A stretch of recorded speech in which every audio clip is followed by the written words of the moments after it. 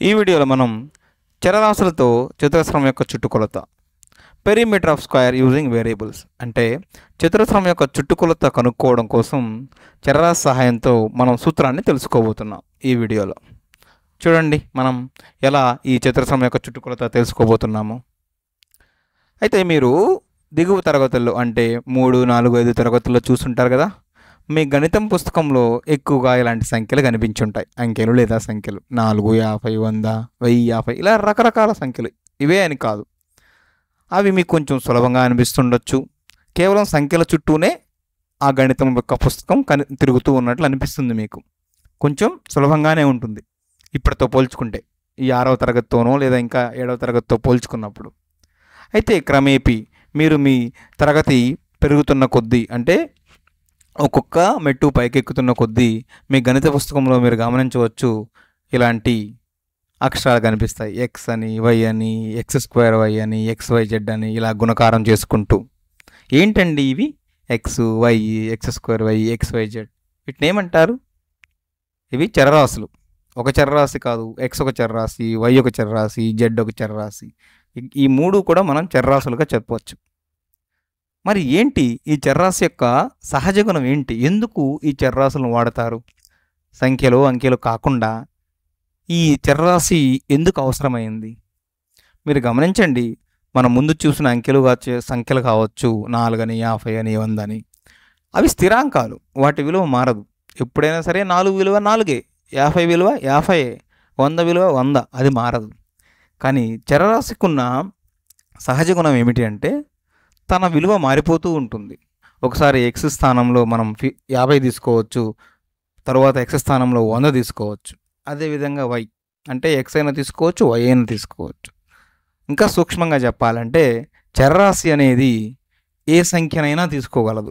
ఇదే సంఖ్యను తీసుకుంటుంది అని మనం నిర్దిష్టంగా చెప్పలేం. అందుకే దాన్ని చర అంటారు. చర అంటే ఏమిటి? మారుతూ ఉండేది అని అర్థం, ఒక చోట ఉండకుండా. తెలుగులో చరరాశి అంటే అది ఏ సంఖ్యనైనా తీసుకోగలదు. అర్థమైంది కదా? చరరాశి అంటే నిర్దిష్టంగా ఒక స్థిరాంకం అనే కాదు, ఏ సంఖ్యనైనా తను ఉంచుకోగలదు, తనలో పెట్టుకోగలదు అన్న ఉద్దేశంతో మనం దాన్ని చరరాశి అంటాం. ఇలా ఉండే రాశిని చరరాశి అంటాం. ఇక్కడ ఉదాహరణలో ఎక్స్, వై, జెడ్ ఏదైనా తీసుకోవచ్చు.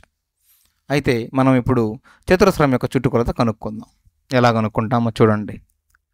ఉదాహరణకు ఇలా ఉంది అనుకోండి. ఇదే కదా చతురస్రం. 4 వైపులా 4 భుజాలు ఒకే రకమైన పొడవు ఉన్నప్పుడు అటువంటి జ్యామితీయ నిర్మాణాన్ని మనం చతురస్రం అంటాం. మీరు దీన్ని నిజ జీవితంలో ఎక్కడ గమనించవచ్చు?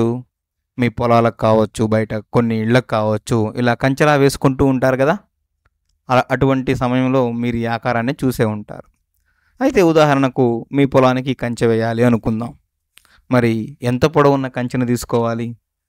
మొత్తం పొలం అంతా 4 వైపులా కంచెతో పూర్తి చేయాలి అంటే ఎంత పొడవు ఉండాలి?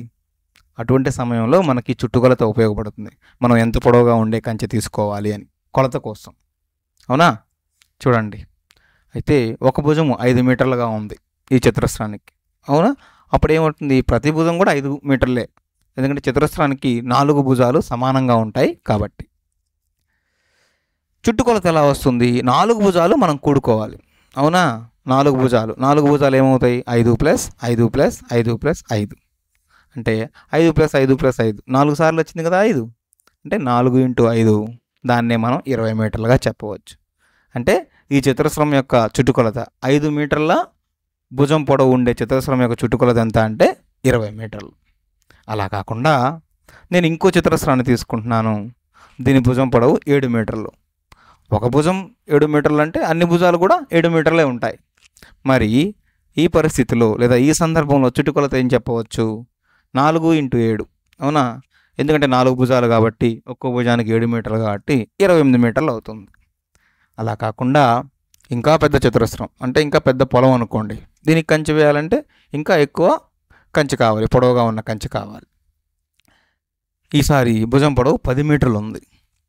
మరి ఇక్కడ చుట్టుకొలత ఏమవుతుంది? 4 × 10 అంటే 40 మీటర్లు అవుతుంది. మీరు గమనించండి, 5 మీటర్ల పొడవు ఉన్నప్పుడు చుట్టుకొలత 4 × 5 20 మీటర్లు అయింది.